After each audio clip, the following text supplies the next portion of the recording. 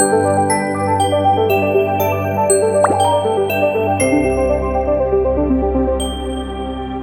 right, hello there, people of the internet. My name is Oduor Jagero, and this is Dialogues With Jagero. Today we are talking about AI, artificial intelligence. Artificial intelligence, three letters that have defined how we work. Three letters that have redefined how we think, create, and work. It's the invisible hand behind the emails you write, the ads you see, the music you listen to, and even the conversations you are having online. Okay, so across boardrooms, classrooms, and creative studios, artificial intelligence is quietly rewriting the rules of productivity, marketing, education, and leadership. For some, it is the dawn of a new era, one of the limitless efficiency and opportunities. Today, I'm sitting down with Nyandia. Nyandia, I don't know how I should pronounce your last name. Nyandia Gachago.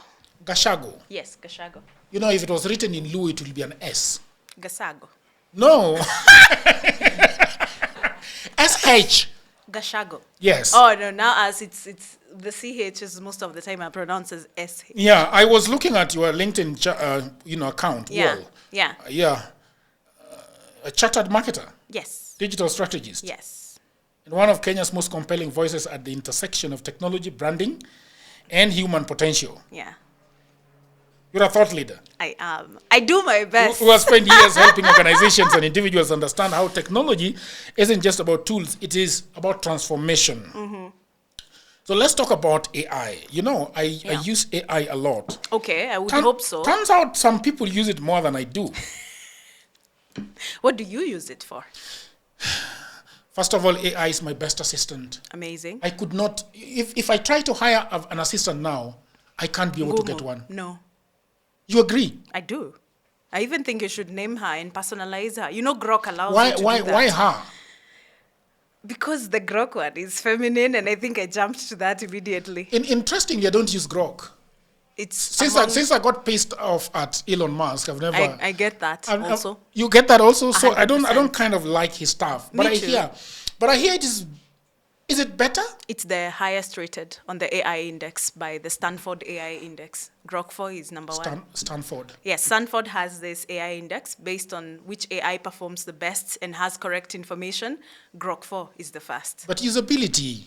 It is very good. You using it, is it better than Claude? It is brilliant. But Claude is getting better because the way Anthropic makes their things, they have users in mind. So they are very specific. Like Claude is way bigger than Grok, in my opinion. So when you say it is better, it's factual. It's factual. Yes, it's more factual than most AI tools. In coding, in correctness, in writing, in correctness of any information it gives you as output. Yeah, but it also talks like Elon Musk. And I think to a degree there is a positive and a very negative side to it. Positive in that it has facts. It is not emotive. You know, it's supposed to be an assistant. It's not emotive. It's direct and tells you this is my cited sources. And you don't have to always go and look back. You see, is it less sycophantic? It is. It is. Really? Yeah, but it's crazy. Mm-hmm. He gives it freedom, which is good and bad, if you can imagine. Yeah. Because there's a time it went rogue. Yeah. And I like the fact that it can write raunchy stuff. And it called itself, I don't know if it was like a Hitler word or something. So it was quite crazy. It became racist and odd. But I think in him freeing it, it allows itself to evolve, which is both scary but brilliant. Yeah. So that's why it's very good. So I use Claude to write code. Okay, good. Gemini 2.5 for research. Okay. That is brilliant. ChatGPT is no longer placeable. No. Right? Images, yes, because of DALI, the attachment of DALI. But Banana is better. Nano Banana? Yeah, it's better than ChatGPT in images. It's higher in hallucinations as opposed to GPT. GPT rarely hallucinates, but when it hallucinates, it can really annoy you. But it takes some time before it gets to hallucinations. Now, Nano Banana, after like 4 requests, it starts hallucinating. It gets confused. Then now you have to start a new chat. Yeah. That's also the other thing with Cloud. Cloud is like a serial hallucinator. Oh, is that so? Yeah, but it's brilliant. I do not think there's an AI company as unique as Anthropic. So when you talk about Claude, if you're asking people to use Claude for what? Cloud, everything, research, everything, and even tying things. Kwanzaa, as a financial analyst, there is no AI as good at financial analytics as cloud. I find Google better in research in the things that I do most of the time. I find 2.5 though, right? Yeah, probably because of the Google database and the search database. Yeah, I see that, but only in the 2.5, the new Gemini. Before it was a little ish, but you can compare the two. I always do this. I say, get two outputs, get like an American AI tool and a Chinese AI tool. Then you compare the two. Do you consider Claude AI, American? To some degree, yes. It is European, isn't it? I know, yeah, but then I think it's so common with anyone who speaks highly about it. Silicon Valley. Yeah, it's very Silicon Valley. Very Silicon Valley-like. Do you think that the guardrails, it gets its guardrails from the US side of things? I think the US dominates in that way, and Europe, just because we have we have no option. But then I do think and that's why I keep saying Africans, we need to create our own clouds and Geminis and things like that. Because now we have to adapt to the way these other people on this other side of the world That's think. a very good, interesting thing, because what I've realized is that Chinese are just bulldozing through everything. You say they don't like it, they just come at you and do it. Yeah. So anyway, do you use, the DeepSeek and... I do. And other Seeks? Oh, many. Minus Kling, so many tools. The Kling for video? Kling, no. That is, I'm trying to remember. No, there is a different one. There's for presentations. For really? Yes. You're talking about Higgsfield that has Kling in it. Sindio? Kling, just call Kling. Yeah, Higgsfield is the parent company. That has Kling in it. And it's like at a percentage cost of VIO. But then it attaches to VIO. It also, has that API, a VIO, among others, for a percentage. I don't know whether the audience knows what we are following along. I'm really wondering. I know they'll be like, what? Sibukwe na Genesis. Yeah, anyway, so then let's dial down. Okay, sawa. We were funning a little bit. Yeah. I'm loving it. I think it is one of the, AI is a very lonely world. It is. I feel like even in this office, I'm probably the only one who is using it to that extent. Okay. Like crazy extent. Yeah. Like pay for tools, everything. Yeah, I think I spend about $300 every month on AI tools. I spend like twice or thrice that. Yeah? Every month, yeah. So that is about $1,000. Yeah, almost. But here you spend it on customers. I do. Yeah, me, I spend it on myself. Yeah. So, you see, now being for the customer, it's also now for me. It also gives me access to those tokens that I can play around with. It also has put me on the radar of a lot of AI brands. So I get approached by a lot of international AI brands to sample. That so? Oh, yeah. Is that so? Oh, yeah. Lovable. Lovable? Yeah. I get those motherfuckers take so much money from Gamma. Me. Yeah. So they approach me a lot. I think we should talk more. Because I'm struggling with credit. Yes, and their tokens are expensive. Very. My God. In fact, the most, I think Replete is exploitative. That's Can I the also word. tell you something sad? In Africa, we have African token tax. We have a token tax because we don't speak their English non-stop. Kenyans were very good South Africans. They are those guys. We were colonized by British. We don't speak similarly. But if at any point in your explanation you insert a Swahili word or a word it does not deem English, you spend 3 times the tokens that you use if it was just a normal English statement. So we face token tax a lot, which is very sad. Really? Yeah. So the way you're spending what you spend $300 on right now, if you were like in America, it would be very different. You would use it for much longer than you use it right now here in Kenya. Okay, let's now start talking in English, right?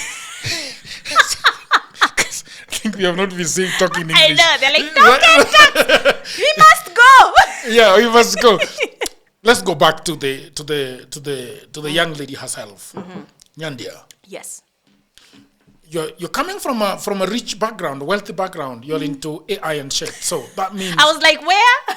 Who lied to you? Oh, yes. Right? Yes. In that regard, yes. I thought you meant I come from wealth. No, that's what I was asking exactly. No. So tell me a little bit about yourself then. Where did you grow up? I grew up. I wish. I grew up in rural Central. Rural? Oh yeah, rural Central, and then moved to rural Laikipia. Okay. So that is why even in your comments you'll find guys saying, "Oh yeah, like Laikipia Nanyuki pride," or something of the sort. Yes. So we are from the rural. I'm a child of farmers and teachers. Yes. So that is my background. So you grew up in where in the? I grew up. I was born in Nyeri. Okay. I was born in Nyeri till I got into high school. Then we moved. My dad bought land in Nanyuki and moved us there, another rural part. So I'm now back to Laikipia was different because we were very close to Mount Kenya Forest. It's brilliant. It's amazing. There's nothing like it. But you only appreciate such things when you're an adult. Yeah. When you're younger, you're like, hakuna stima, nyumba floor haina tile, haina ile red ox. Unajua ile oxide, ile the red floors. So you go back now to something that you've never sort of experienced. But it was a very interesting thing for me. It was, yeah. Growing up, what did you want to become? I wanted to become, in Form 1, in primary school, I wanted to become Ben Carson because we were all made to read Think Big. Ben Carson. So a midnight nurse. Until we learned. Until we learned he was a Republican. But yes, we wanted to become Ben Carson. Okay. Even if we didn't understand how insane to be a doctor and a neurosurgeon was. Yeah. Then I got into Form 1. Form 1, I wanted to become a forensic doctor. Okay. I don't know what was fascinating me there. Forensic doctor. Yeah, like a forensic odontologist, like the dental records for people who've like been murdered and stuff, like forensic. Do they do that in Kenya though?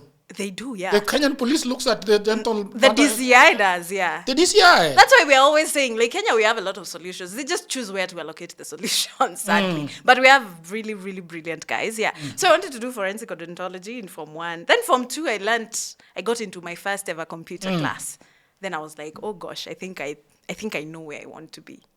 So. And then you decided to become to go and study software engineering. Yes, that's what I studied in Kenya Methodist University. Kenya Methodist University. Yes. In Meru. No, but head is in Meru. So I started in Nyeri, then I moved to the Nairobi branch. I finished in Nairobi. I didn't know they teach software engineering in Kenya. They do. They do? But it was very few. Back then, because this is 2010, 2011, I think it was only JKUAT. And I didn't want to go to JKUAT. Okay. I don't know. My parents didn't want me to move to Nairobi because we're not what we call Nairobi people. Okay. You know, and it's okay. Whenever you come from the rural, everybody feels like they need to protect you in that sort of way. So we went to Kemu one day and we learned that they had what we call computer information systems, and you could major in software engineering and networking. So that's what I did. Yeah. Okay. How was it? It was brilliant. It set my foundation for the type of data marketer I am today because I understand data in a way that most people do not. Okay. I understand consumers. I am able to do very good neuromarketing because I also now ended up doing a few units in psychology in campus so that I could understand. It helped me understand the mind of a consumer. Neuromarketing? Oh, yeah. What is that? Neuromarketing is...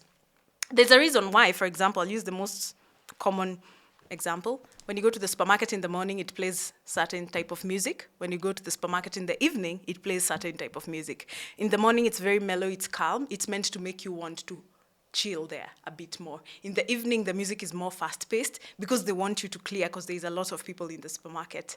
So the minute that I learned there was a psychology to marketing and brands and consumers, that fascinated me a lot. You mean they want us to pick the eggs and everything and please, move out? Yeah, go, please. We need to close I have a that. problem with your. I have a problem with your mic. Why? It is very far from you. Are you able to? There.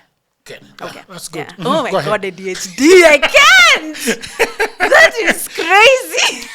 Yeah, because Yeah, that is ADHD. one of the most difficult things in podcasting is try to post-fix sound. Ah, yeah. That's a lot. It begins to hallucinate. But you use it. Look at him, he's giggling. Innocent is dying. I should have given him a mic. I know. But do Yeah. you use it like the way Diary of a CEO uses AI? Yes. Yeah, you do? Yeah, sort Okay, of. Yeah, good. everything is Yeah. engineered. Yeah. Do you use Opus Clip 11 Yes. Labs, the things? He's released his own software for podcasting. What is the software doing? It's able to set the timings, all the cool things that you can imagine podcasting AI software would do.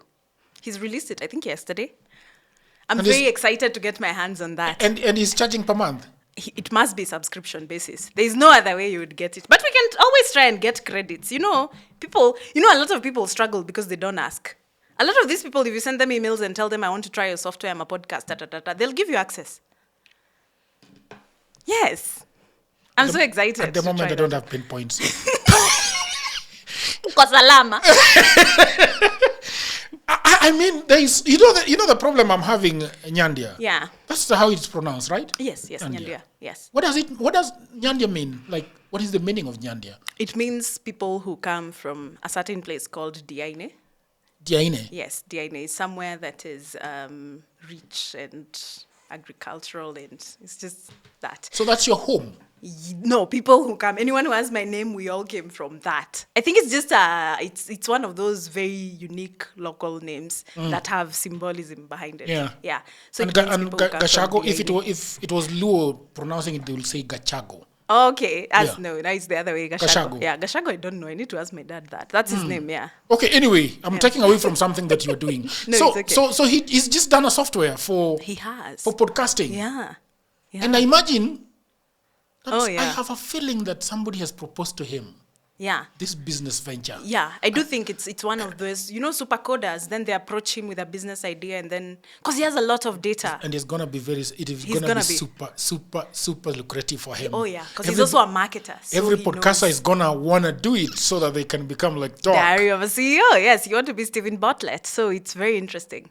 Yeah, the name is very English though. Stephen Bartlett. Yeah. He's British. But is he English? Anyway, let's go on. Yeah. Yeah, so you finish, Yeah. and then where do you go to work? I convince my vice chancellor to allow me to give me a job within the organization. Okay. So he gets me into the organization. I start as an intern, then a casual, then I get into the IT department. Okay. And then I become the first of the first to start onboarding students via digital. Because Kemu is very big. Back then, which I imagine it still is very big to South Sudanese students, Congolese students. It's very Africanesque in that way. So a lot of people, they don't want to just come here, then figure out what's going to happen. So they wanted to be onboarded on Instagram, on Facebook. And it was not common then. You can imagine 2012, 2013. That is about when Instagram is just coming up in 2012, 2013. But somehow we've managed to start onboarding students from South Sudan and from Congo using the tools, the platforms. What does onboarding here mean? It I means never you went to can- university. It means completing the entire process of a student getting into school. Ah, okay. Without necessarily them having to come to the school. So they're only coming to the school when they're coming to class and to make payments. And Oh, I that's see. it. Yeah. So we do the I think full I've seen onboarding. that software with USIU. Oh, good. Okay. Yeah, so something like that. Okay. Yeah. I've just joined So USIU so as the, well. the, So, the, whole- the whole thing yeah. from you asking that I want to join the university all They the way don't to stress you out with all these, calls, do nani, do this. No, there's a very direct process. and that would be the first thing that you did that Yeah. I was like this is And it was through digital tools. So it was through social media. And social media was not what it is. I know right now most people might find it hard to believe, but all this Snapchat business is post 2015, 2016. A lot of it was not as common. We had access, but it was not as common. They didn't even have advertising on Facebook until, I don't know, just pre-COVID, I think, if I'm not wrong. You remember, Facebook was just for friends and pokes and conversations. It didn't have advertising. Advertising was not like a channel for them. So back then, it was purely for entertainment and for, connections. Yeah, So we connections. we started using it as a tool to Facebook. onboard. Yes, Facebook and Instagram to onboard students. That brings me to your age. you she's older than she looks, right? Yes, that much I get. Right? Yes. How old are you? Myself? Yeah, 30? Huh. I'm older than that. Look at that one. I- You still laugh? I'm older than that by a lot. Okay. 40. No, I'm 33. No. Myself. No, myself. I thought you were asking about my age. Yeah, you. Yeah. Yeah. 40 So plus. you are also in that era. That's good also. You don't look like it. That's like that African thing they talk about. You're 33. You look like 21. Yeah. Yeah?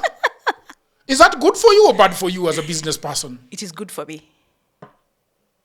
At first, you normally Because they're think it's- thinking, oh, she's too bright for her age. Yeah. And that's good. Right? Yeah, and they're like, oh gosh, even because I used to do pageants back then. I was in Miss World. I did this university. It's partially what enabled me to get the job in the university as well.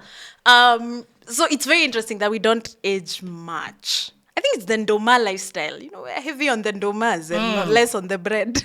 But also, do you take care of your diet in that way? Yes, I've always been a good, healthy eater. Okay. Yeah, I've never struggled with all that. The things that stress Nairobi people. I've never been stressed by all that pressure. I'm not a peer pressure person, never been affected by it. Yeah, I've always been a little different. A little different. A little different. Some might say, when you're younger, people think you're weird because you're not common. Yeah. Yeah. So, but then now you realize it works for you later in your adulthood because you know exactly who you are and you don't struggle much.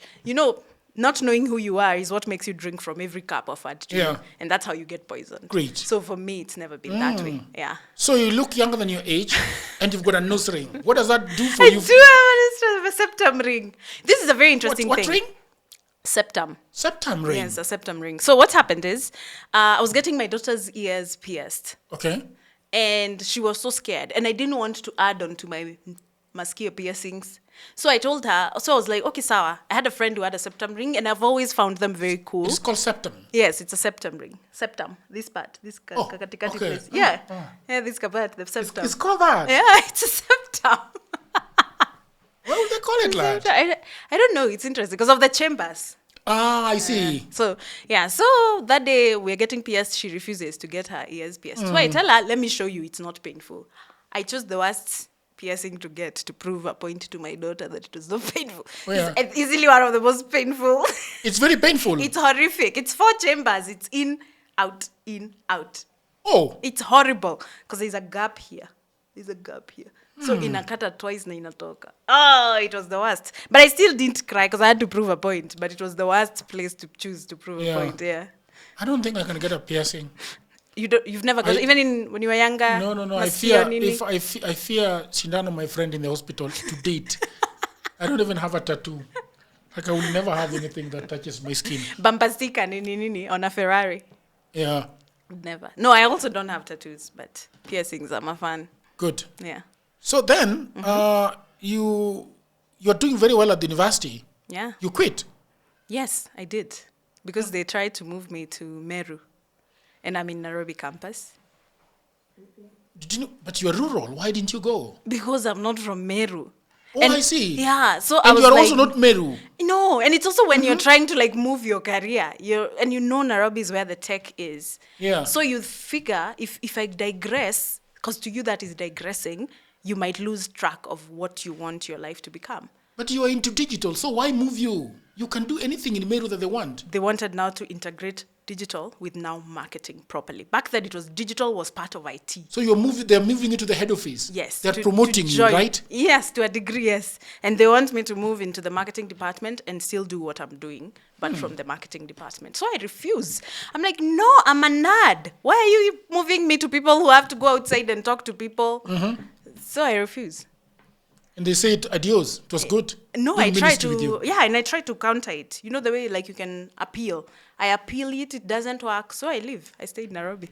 And then that is the beginning of another chapter. That's the beginning of another chapter. Which is? Of my life, of being jobless.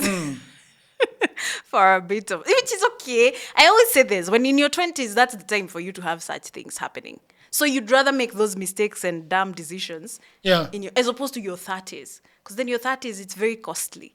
It's not, into your 20s, those are cheap, small mistakes. Your 30s and 40s, you can't be out here saying adios to jobs. Yeah. Yeah. All right. Yeah. What is your first proper cameo now into the tech world? It's, so I do a bit of hardware engineering because that was something that I was already doing when I was in campus. Yeah. But then after a couple of years, I do that, but it's freelancing. I'm still applying for jobs, but then nothing is really landing. And then COVID hits. Yeah, 2020. COVID hits, yes. 2019, 2020, COVID hits. And kumbe, some of us were more prepared for the digital world than most were. So it's much easier for guys like us to then transition brands into digital because now everywhere, Nairobi needs to be shut down. Kenya is shut down. No shops, no markets, nothing. Yeah. So people now are scrambling to figure out how to move to digital. And it's outside of Uber Eats and who and who. So we come in, and that's when now we start properly scaling. Because now we're You've already started a company. Yeah. Called what? Minty Lime. The same one? Yes, Minty Lime. So it started in 2019? 2020, the beginning of 2020. The beginning of 2020? Yes. Before COVID hit? Yes. That because COVID hits actually in February, right? Yes, it hits at the beginning stages. But then we had been doing... This is my 4th startup, by the way. So I've had startups all through. Talking about startups, by the way, Nyandia. Yeah. It works in Kenya, right? Startups. I mean, Startinev is here. It's the mother of startups. Yeah, they have like a bunch of startup founders in it. Yeah. Startinev is here. Attic Chapter is here. Attic Chapter. Yeah, it's the same guys. The one that was happening at iHit.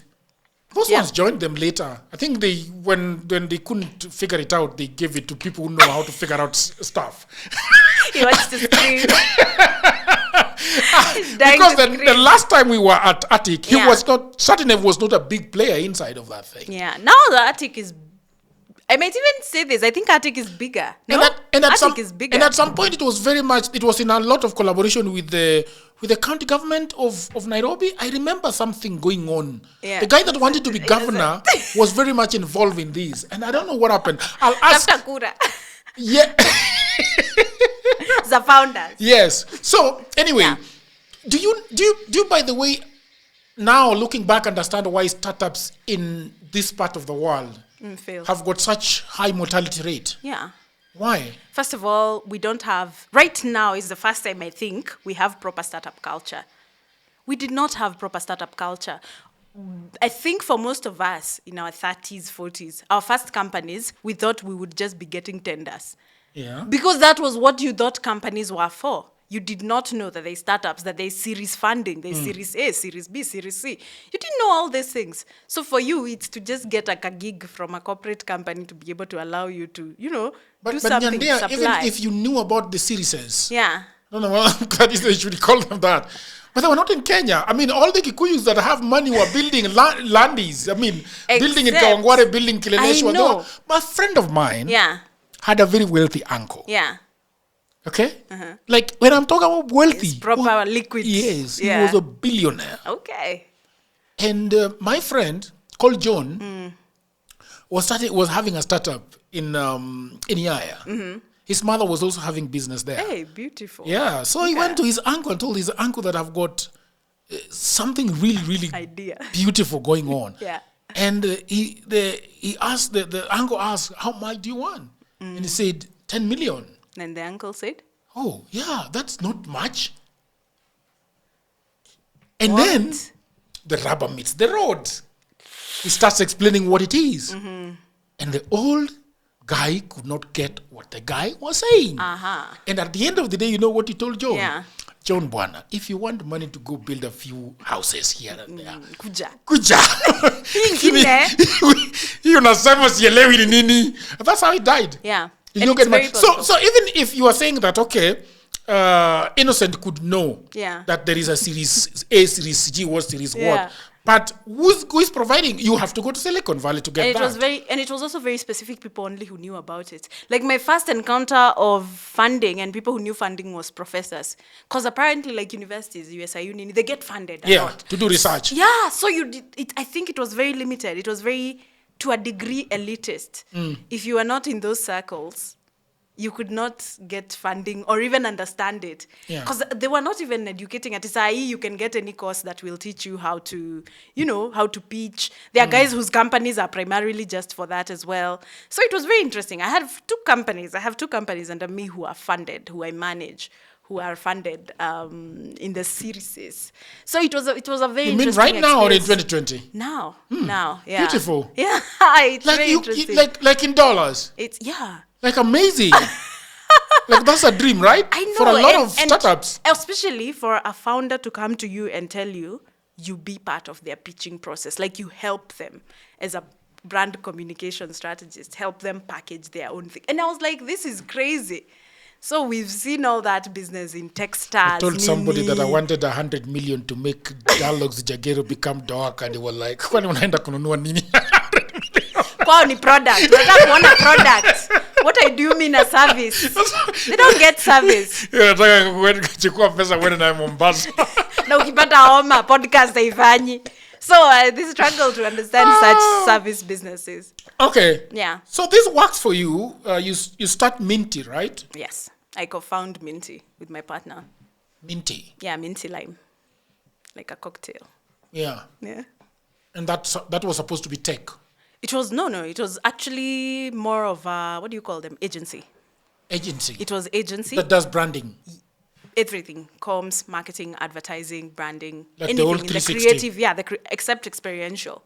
I've never wanted to do experiential too much work. I've worked with people who do experiential. Is the one for trucks. For malls, trucks, everything. You have to do an Tents. event, Nini, you have to do all it. That can be very intense. That's why there's guys like Lucia who that's all they do. Because it's very complex work to do. I hope that you are enjoying that episode, people of the internet. You know, everybody says there is no job. And that is true. Also, that was me 10 years ago. The problem is that everybody is trying to get a job in their own town, in their own city, in their marketplace. They ask friends for jobs. Mothers call uncles. Uncles call fathers. But there are no jobs, right? Let me tell you what no one is telling you. Jobs migrated online. What I actually mean is there are many, many jobs around the world and there is no one to do them. I have worked for a long time online, I think more than 10 years. I work for Americans, I work for Europeans, I work for the Chinese, the Australian, Canadians, the Ugandans, name all of them. And last year, I had a eureka moment. I said to myself, you know what? I should compile what I have been doing for the last 15 years. So in 2024, I wrote a book called Gold Mine, 18 Side Hustles for Africans. And it sold a lot of copies. In fact, I was going for, sometimes I was receiving 500 orders in a day. In 2025, something happened. AI came. I think in 2025, AI came. AI came in 2024, but in 2025, it is here with us. And people say AI is taking away their jobs. And for me, I'll say false. There are actually AI jobs. Now, mimi ni nani? I created more jobs. We now have in my book 25 online and offline side hustles that you can do anywhere in the world, whether you are in the village, whether you are in your small town, whether you're in a marketplace, whether you are in your house, you can do them. In this powerful volume 2, I share 25 new actionable online hustles specifically researched and tailored for Africans.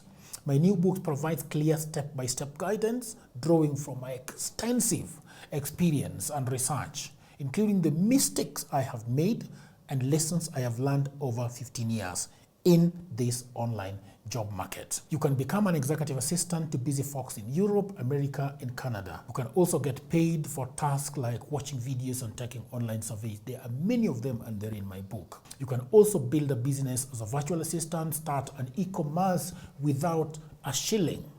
You can also become an affiliate marketer or an online English tutor. And you can also do tens of AI jobs, and they're all in these books. If you have a job, that is fine, but I know around you there are so many people that are always looking for jobs and at home watching Netflix. Buy this book for your brother, for your sister, for your mother, cousin, husband, who is back at home all day, all night watching Netflix. Okay? Buy it for your friends. That friend who is always asking you for cash, you can buy this book for them. All the information is in the description below. You can also inbox me, you can WhatsApp me, or you can go to my website, which is oduorjagero.co.ke. The book is only 1,000 Kenya shillings. Or if you're anywhere around the world, the book is $10. So thank you very much. Back to programming.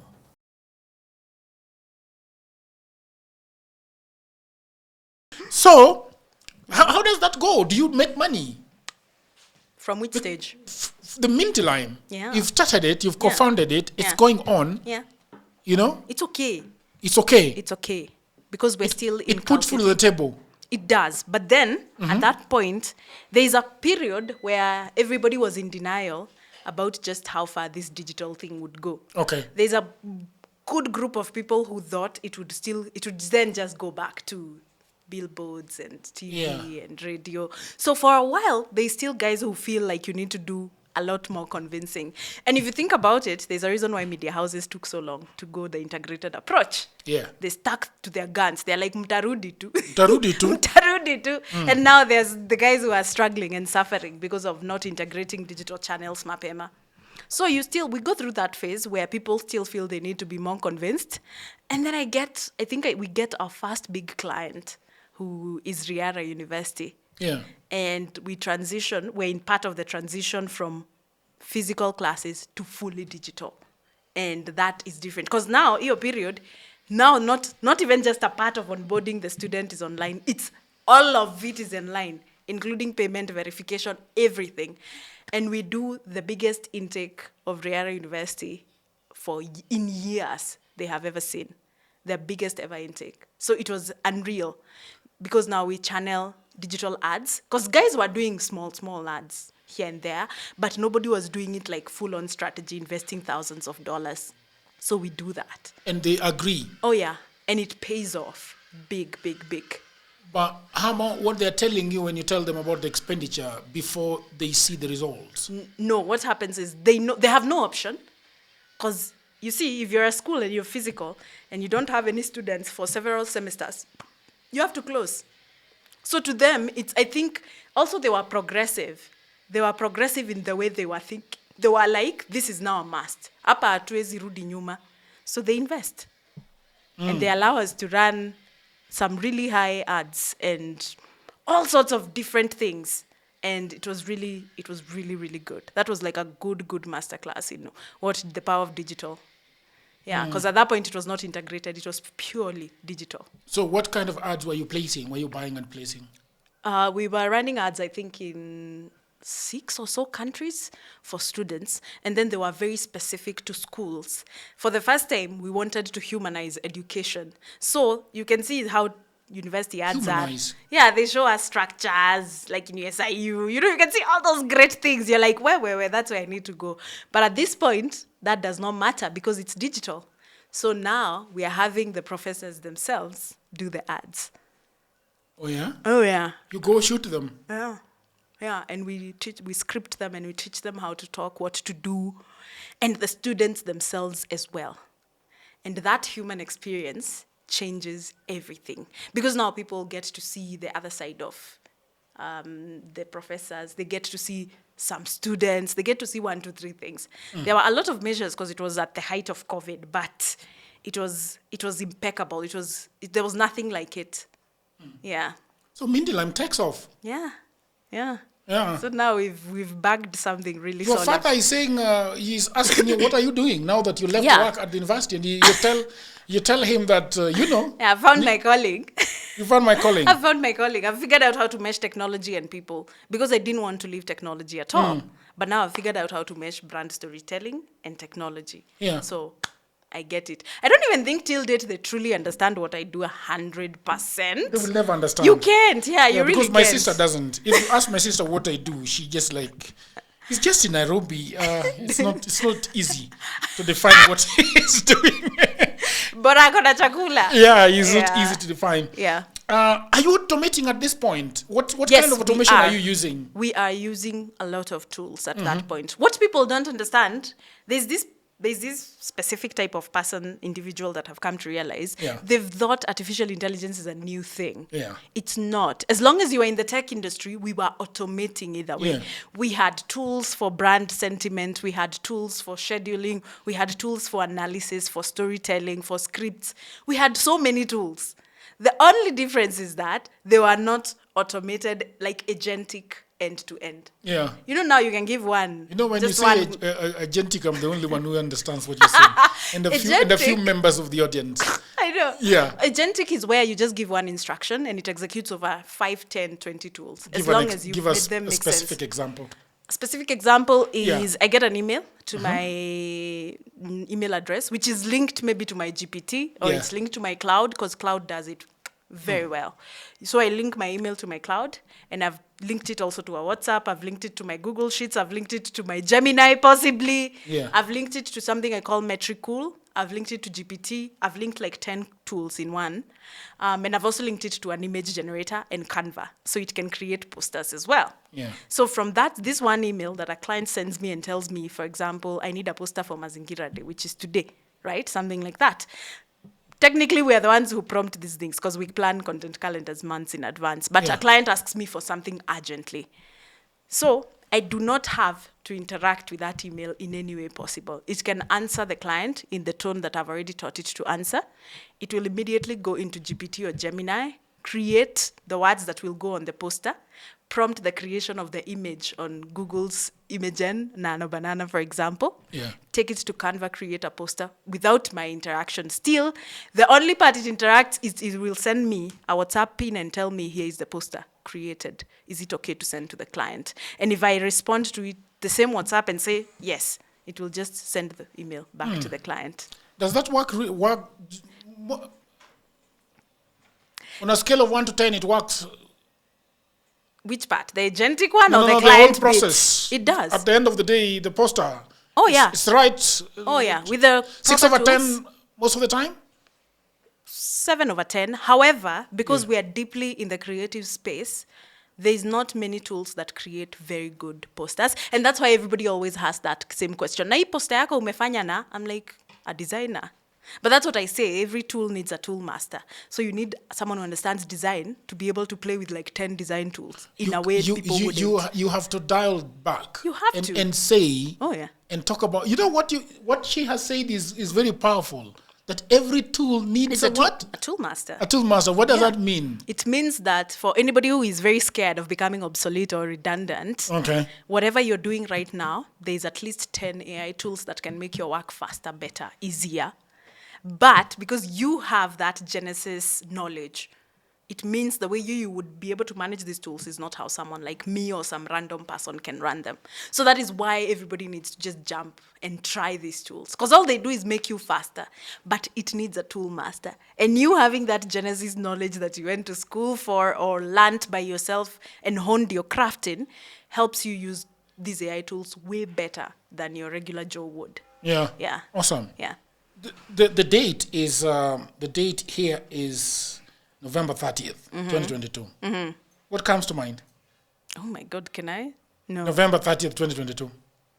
Nothing specific. Remind me. It has to be. It's a big deal of a date. We have trained a model called ChatGPT. Oh, the launch. Which interacts in a conversational way. Yeah. The dialogue format makes it possible for ChatGPT to answer follow-up questions, admit its mistakes, challenge incorrect premises, and reject inappropriate requests. ChatGPT is a sibling model of InstructGPT, which is trained to follow an instruction in a prompt and provide a detailed response. We are excited. And Elon Musk is part of it back then. Yes. To get users' feedback and learn. And, its strengths and weaknesses during the... Where were you? Do you remember where you were when this happened? 2022? No. Yes. That period? Yes. When the news broke. I was heavily online. Online. Because what they had done is they had first preempted you to sign up so you could get among the first access. Yeah. So thank God that I had done that because I was so curious and I had been following Sam Altman and all those guys who founded PayPal and all these guys who founded these OG companies because they were the 10 who came to found this. And so I had among the first access to GPT. And when you first, do you remember what you first did with it? I had those conversations until last week when I deleted them. But the first ones was to email response. Okay. Yeah. Was that your biggest pain point at the time? No, it was the most basic thing I could try it on. Okay. Yeah, because just to correct grammatical errors. I know we have Grammarly and all those other things, but I was curious on how much it could, because back then it didn't do images. It didn't have nodes. After a while, they created nodes where you could connect various applications into one. But yes, the first thing for me was mostly emails, content creation, scripts, the usual things that have to do with copy. Yeah. And then it progresses very quickly. Oh, yeah, it does. Yeah? And Gemini has not entered Google has not entered the race. Yeah. A lot of...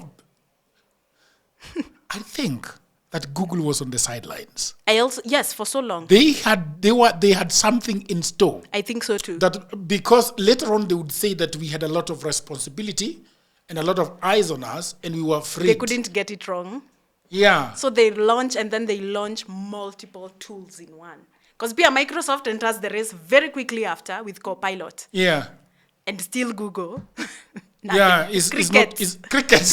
Crickets on Google's side. So we are like, what is Google doing? Microsoft now has Copilot, which can respond to your emails, create presentations, and do all these things. What is Google doing?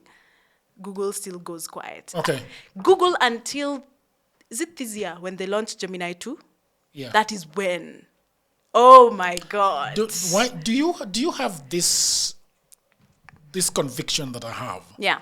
That Google is in a marathon race, and when this race ends, matures, or there is a finish line of sorts, maybe in the next 2 years, Google is going to leave everybody behind by a. Do you think so? I do. The only thing that I can argue with is Chinese, because that is now a different scope. Ball game. Oh yeah, and access, and the fact that they can do so many things so much affordably. So that's the only thing. Because when Gemini launched, I remember I was paying 3,700 per month.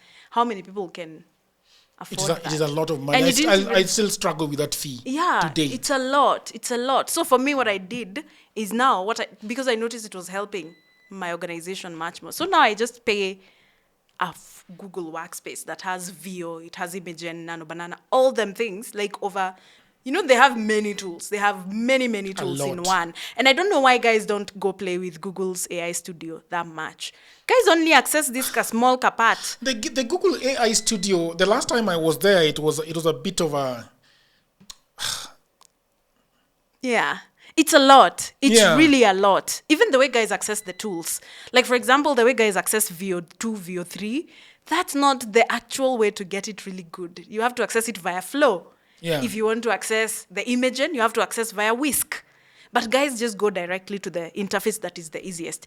Meanwhile, if you find a way to just go to ai.studio.google, you find every single tool you could have thought of. Fashion, most people want a text box. I want to put what I want, and I want to get what I want. So when you take them through the other route, they're like, which this is now the back route. That's double the work. Yeah. But in actuality, most of the good tools in Google are at the back end. In English, how do you usually define AI to somebody who is on the streets? I mean, I'm not saying streets is the ordinary person, but people who are regular. Not in tech. Like, how do you usually define AI? Define AI, and how should they use AI? How should they interact with it? What do you tell them? For me, I define AI as amped human intelligence.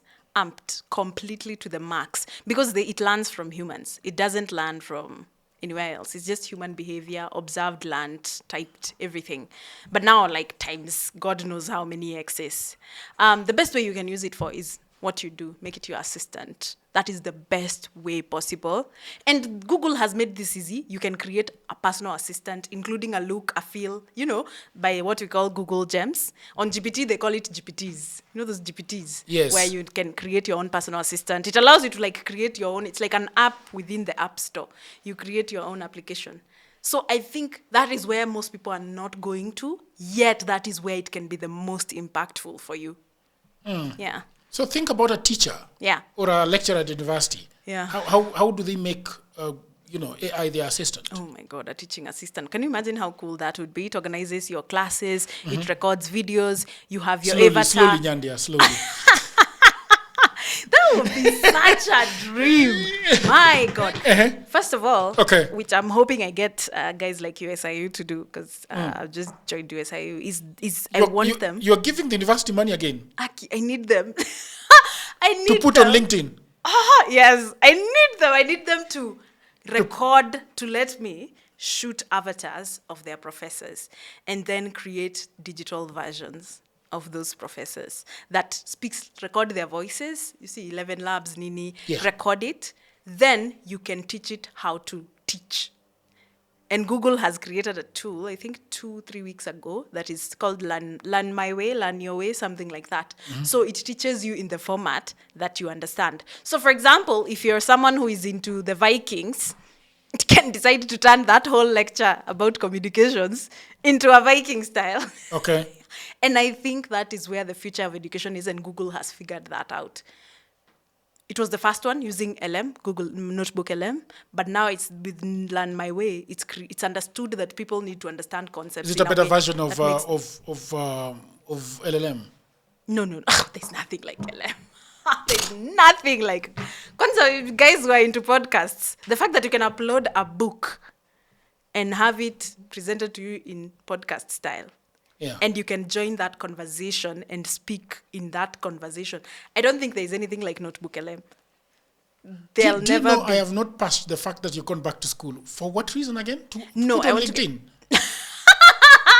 No. There's a specific class being taught by a specific professor that we really revere in the comms field. She's called Professor Koki. Okay. She's doing a very specific MA for comms. Then she's meshing digital comms, corporate comms, and political comms in one. So that is better than AI. That's very fascinating to me. No.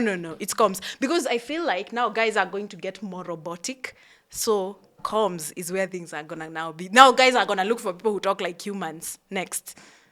Because we are going to become very structured. Yeah. So comms is key Exactly. to remaining on top. Yeah.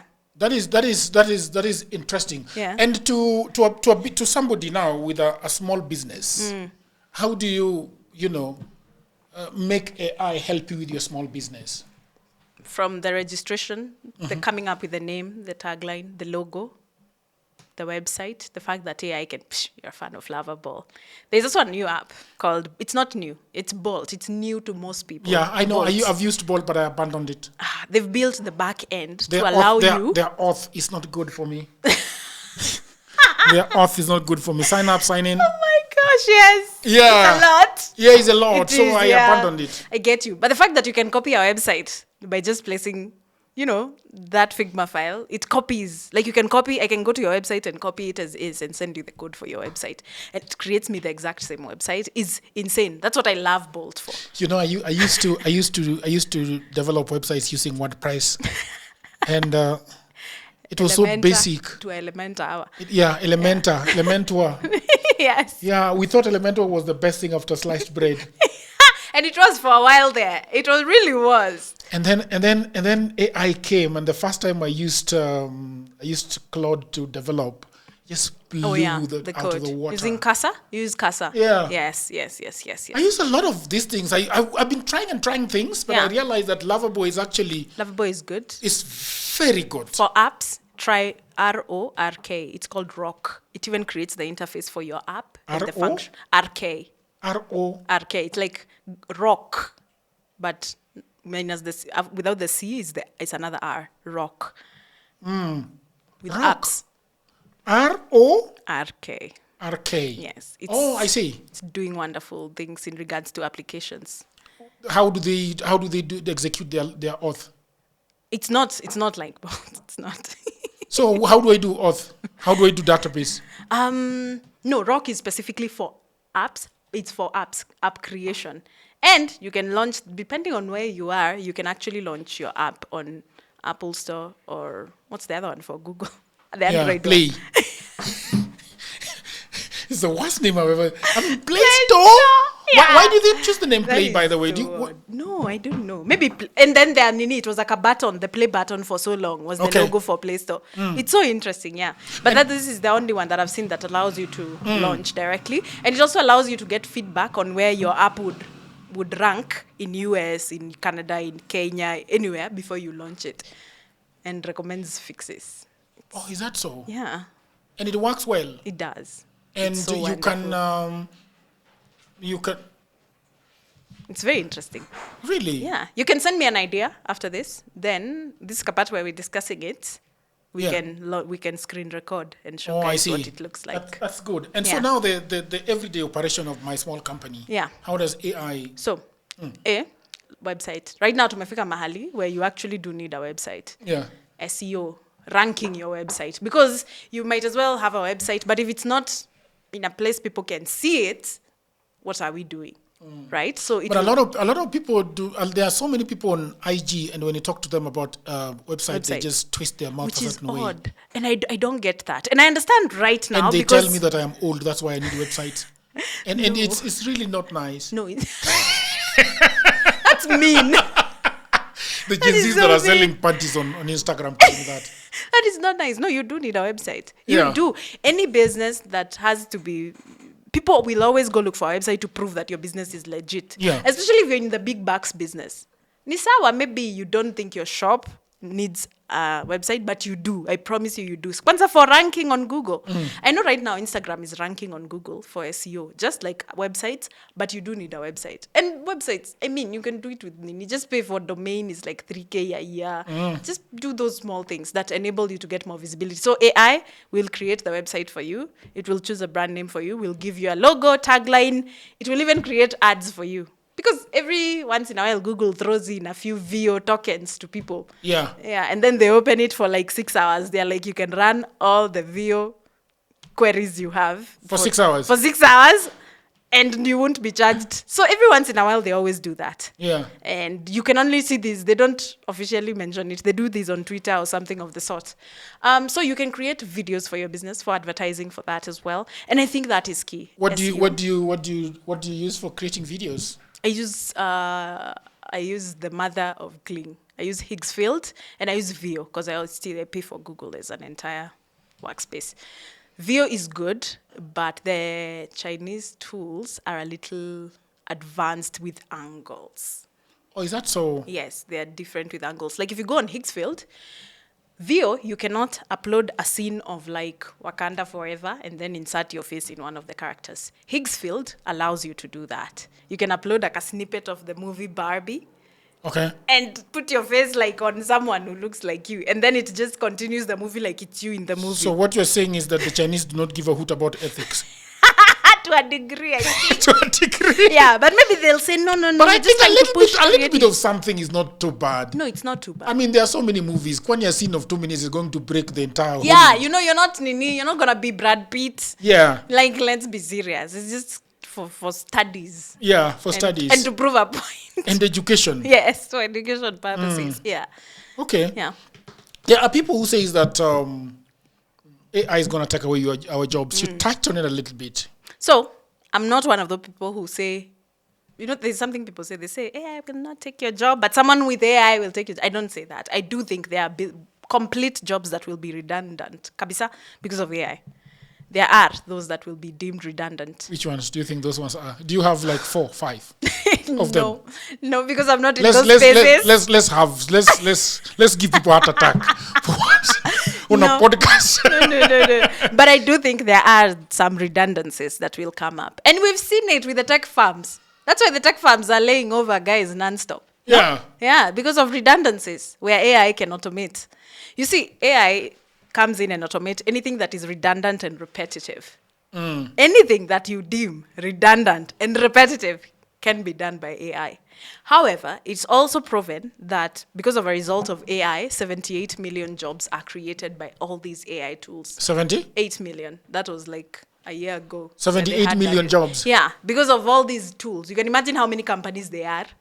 They all hire a couple of people. You still need to be, like when they created all these prompt engineering titles that even guys had on LinkedIn. Like you were going on LinkedIn and you're like, prompt engineer. I'm like, oh, wait, what? That's a gig now. And apparently it is, like Is it really? in the Americas. Not here. Here, not really. Yeah. No. And also right now, GPT has its own prompt optimizer. So you don't need a Exactly. prompt engineer. And they have prompt packs. Yeah, so Yeah, no. I don't understand. No. For the longest time, especially if you've like in a specific region, prompt engineering was big in the US. Like guys were making bucks. Imagine to create prompts. Crazy. Yeah. Not here. Here, no. But yeah, so it's created jobs. If anything, more jobs than it's taking away. Yeah. Quote unquote to say. So as we come to the tail end of this conversation, it's already an hour. Yeah. Oh, really? Yeah. Okay. That was good then. Yes. We didn't feel it. Comes very fast. Story na shikanga vibaya sana. Yeah. The AI, community and the people that make AI tools. Yeah. We have the Chinese making these huge AI tools, the Kling of this world, the DeepSeeks Yes. of this world. Yeah. And then we have the Europeans doing Claude, and then we Yeah. have the Laravel's, and then we have Americans you doing have OpenAI. Google, and then we have Nini. Google, we have Microsoft, and we have Amazon and Oracle. In Africa, Jay. I know. And you know what's insane? Is that AI has been in Africa for so long. Financial technology, banks, agriculture, and education have been heavily inculcated in technology in Africa for so long. There's a reason why banks, I won't mention which, but I do know there are banks that use AI. Banks are able to predict churn before it happens. A lot of banks in Kenya can predict churn, that you as a customer, you're about to close your account. And what happens is immediately it detects that, it sends you an offer. So it can give you fuel, it can give you a shopping voucher, it can do something for you. But they always find a way to make you not churn. That is predictive analytics using the very base forms of artificial intelligence. Greenhouses. The fact that greenhouses for the longest time are able to send you an alert to your phone that tells you humidity imefika hapa, joto imefika hapa, you need to edit this, the soil composition is this, that is artificial intelligence. So I think in Africa, we've had artificial intelligence for so long, we've just never really sat and thought about the intricacies as we are now of what makes this do this. But technically, it's been there for so long. Now, on to local AI. There are so many local AI creations from Africa. That is the interesting thing. It's just that we are so hooked and on the OpenAIs and the Geminis, and those are the ones that are actually doing active marketing. That lets us know, oh, Google has launched, oh, Nani has launched. Meanwhile, you have brands, agricultural brands, like there's a brand in Kenya called Performeter. They have a cow fodder AI tool. Jacaranda Maternity Hospital has an AI tool that is able, and Kwanzaa theirs is brilliant because it's USSD based. Because if you want to truly get to the heart of the African people, is figure out how you can make AI in its basic communication form. So you go to Jacaranda Maternity Hospital, you can go to their website and check this out. And as long as you've been to one of their clinics, the AI is able to automatically send you notices of how far along you are, what you should expect, what you should do to alleviate the symptoms of pregnancy, and all these things, regardless of where you are, as long as you're on a network. Na inaweza tuma text. It sends you that text. But it's artificial intelligence at play. You have, a friend of mine has an artificial intelligence tool called Vambo. She's Zimbabwean, South Africa. It's for localization of African languages. But you also have Sauti AI in Kenya. Localization of African languages? Yeah. So you What see does the that way mean? we are talking What does that about, mean? you see the way we are talking about token tax. So they have this tool that is just basic to African languages. She's done, the last she was telling me she had done over 50 African languages so far Is in Luo this one of tool. them? Could be, Or but I know Kikuyu? Swahili is big. No, because she's Southern African. She started with languages in Southern Like Africa. the Zulu? Yes. So she also has Swahili because Swahili is big in South Africa and whatnot. But, and there's fashion ones. There's these Kenyan guys who had created this tool that could turn sign language into voice. You remember a while back, that was also artificial intelligence at play. You have all these many tools. We're just not talking about it a lot. The most interesting one, there's one called Sophie. I'm trying to remember, Sophie or Sophia? There's a Sophie. Sophia? Sophia sounds Not like that girl. OpenAI. No, not that one. There's the robot that was made. You remember? Not that one. There's one in Kenya that is a sex ed tool for pre-teens and teens. So if you're a teen who is not able to maybe talk about, body changes to your parents, you go, it's in USSD, you just have chats. And it was made by a Kenyan girl like a year, 2 years ago. And it is really, Funded by Bill Gates. I don't know. But we can, kuna zile. But yeah, can you imagine? People have created some really impeccable solutions. There's also the South African girl who's created an AI tool that records sexual assaults and sends it to the police right as it's about to happen so that you get help sooner. So we have brilliance on the continent. Yeah. But I think what we have is a communication problem of getting these tools to the people. Yeah. Yeah, that's truly what it is. The dangers of AI. Yes. I hear people who are in this city that are using AI as girlfriends. Yeah. Oh, yeah. And did you see the parents who sued OpenAI? Because, yes. In the United States? Yeah. Because the child committed suicide, and it even wrote the suicide note for him. So there is those things that have to be worse. That's why I think also we have issues with Elon Musk a lot, because he creates some of the AI tools he creates, like this, there's this bot version of Grok that is hypersexualized, yet kids have access to it. And that is problematic. Aren't you supposed to be of age before you sign up for... Yeah, but then they've not put in any stringent measures to make sure that kids are not So a the ones 13-year-old can it. go in there? Oh, yeah, and make that doll, who is very, like, with the big boobs and everything, like, hypersexualized.